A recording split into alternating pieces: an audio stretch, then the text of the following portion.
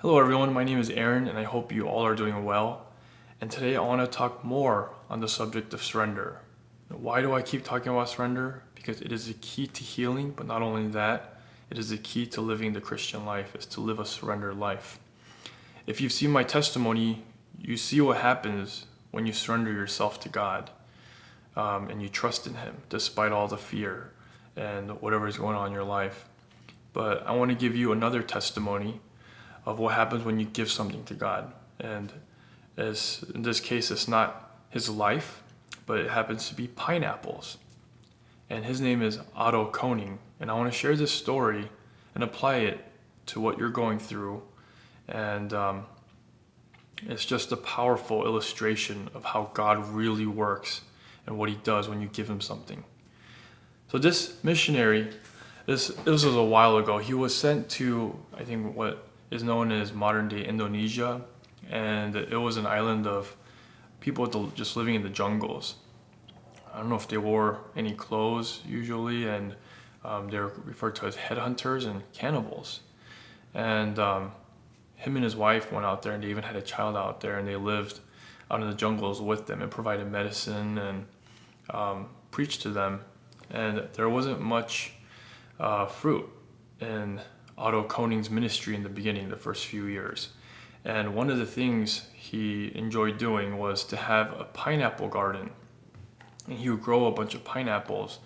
And I think it takes like 3 years for them to be old enough to eat. And the problem was the people that lived there, the tribes people that he ministered to, had a real problem with stealing. It was like, as he described it, it was like someone addicted to nicotine, like smoking. They just couldn't stop. They just had to keep stealing. And he would hardly get any of his own pineapples. He can't even eat it because they would steal it while it's still green. So if he tried to get it before them, it wouldn't be ripe. I imagine it wouldn't taste that great, but he would just do whatever he could to prevent them from stealing the pineapples. He'd try to punish them by not giving them medicine or services, and he would just do whatever he could. And he was so stressed out that he had to be on, or he put himself on medication. He called it tranquilizers.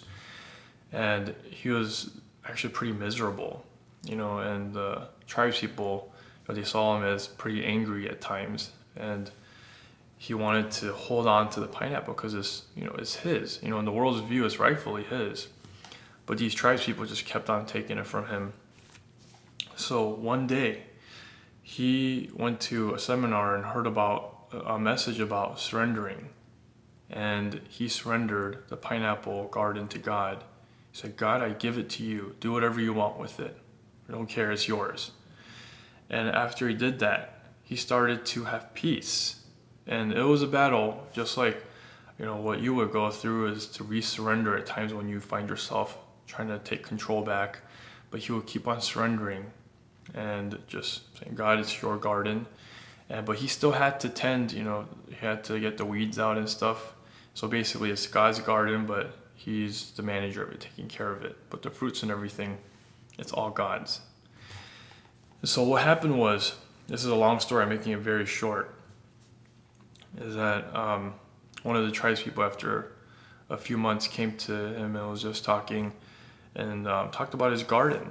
And basically Otto told them, hey, the garden's no longer mine. I gave it to somebody. The guy said, you gave it to somebody? Who'd you give it to? And Otto responded, I'll tell you tomorrow morning. And so they frantically searched like an unusual way by going to different tribes and asking, did Otto give it to you? Who did he give it to? And they all said no. And in the morning they were waiting and they finally asked Otto, who did you give it to? And Otto said, I gave it to God. And then they were all thinking hard. And they asked him, how many moons ago did you give it to God? And he told them, I forget how many, it might have been like a couple months. And they all started talking and they realized that when he gave the garden to God, all the things that were going wrong with them started at that point. Like their wives couldn't have babies. None of their hooks were catching any fish. They weren't able to catch any pork. They were distressed, so they started offering stuff to their gods, witchcraft kind of things, and doing all sorts of things. and it wouldn't get better. So they demanded that Otto get his garden back from God. And Otto said, "No, I don't want to. I've been at such peace." He doesn't want it back. Ever since he gave it to God, he's been so much better off. And so these people got hostile and tried to force him to get it back, until one villager stood up for Otto and convinced them to let Otto keep it, and you guys just stop stealing, go another route so you don't even have to smell it. Excuse me. And then that's what happened. And so he kept the garden surrendered to God. And after some time, he noticed that there was a bunch of pineapples in front of his house, nice ripe ones. And what happened was a lot of the tribespeople started to protect his own pineapple garden for him, making sure that other people don't take it, because when other people take it, it actually hurts them. The people who stole it, disaster falls on them in their house, just random things, but it's not random, it's from God. And so they were so fearful of taking his pineapples that eventually no one would touch his pineapples. And these pineapples started to grow really big and ripe, way better quality fruit. So Otto also gave the banana tree to God too, and different fruits. And these bananas were becoming so big and so fruitful that I think he said the tree started leaning. And so he was so fruitful with all the fruits he was growing, he had to export it to other mission areas, and he gave the food a lot to the other people, the tribes people. And some of the tribes people, even when you went on vacation, he said, "I don't want it to rot, and so you guys go ahead and eat it." And when he came back, they were all rotting because they're so fearful of God. And so these tribes people realized the bigness of God through how Otto surrendered the fruits to God. So through that, Otto learned when he surrendered what he had to God, God was a much better caretaker, a much better person in control of anything that Otto had. And that was just the beginning of him learning the power of surrender, because he goes on to learn more about surrendering. And what I mean by that is God wants us to surrender everything. And so it'll be certain things. And right now, I'm still going through it. And so these days, God is teaching me to surrender my reputation.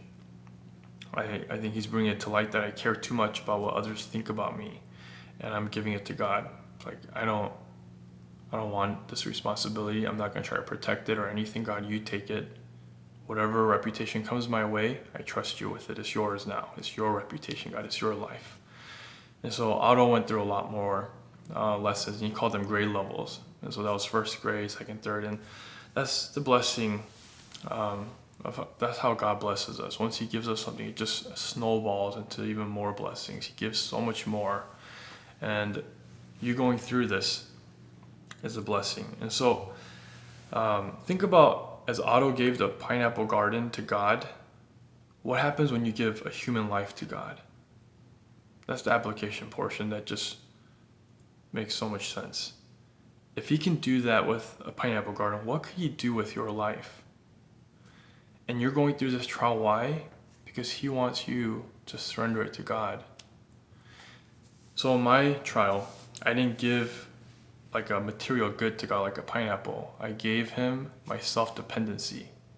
I thought I could do it, I could figure it out, and I surrendered that to him, saying, God, you take control of my life. I'm not fit to be a manager of myself.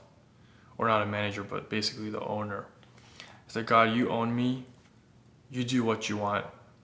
And all these problems are yours too. And he taught me that, and that is the most important lesson I've ever learned. And I am learning still more from God. And so whatever you're hanging on to, whatever your pineapple is, you got to give it to God. That's what he wants from you. That's why you're going through what you're going through, probably.